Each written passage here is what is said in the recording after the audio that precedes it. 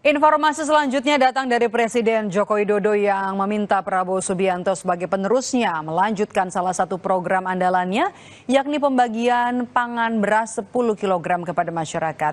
Jokowi bilang akan membisiki Prabowo agar program ini bisa berjalan terus. Hal ini diungkapkan Jokowi saat melakukan pembagian bantuan beras di gudang Bulog, Sumba Barat, Nusa Tenggara Timur.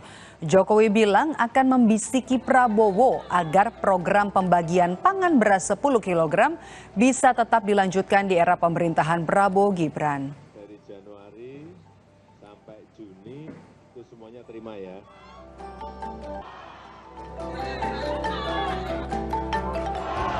Setelah itu Agustus, Oktober, Desember, ya.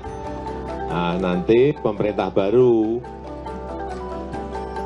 saya nanti bisikin ke Pak Prabowo, bisikin.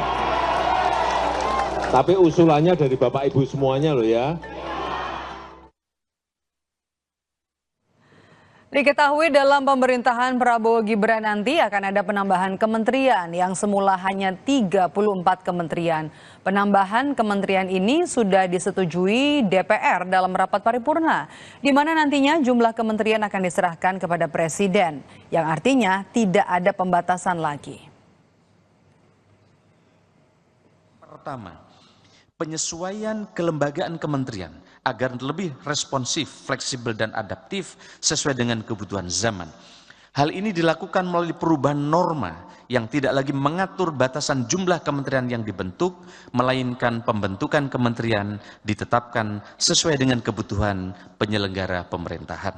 Presiden sebagai pemegang kekuasaan pemerintahan dapat menetapkan jumlah maupun tugas dan fungsi kementerian didasarkan pada kebutuhan penyelenggaraan pemerintahan untuk optimalisasi kinerja pemerintah guna mewujudkan agenda, cita-cita, dan program pembangunan nasional.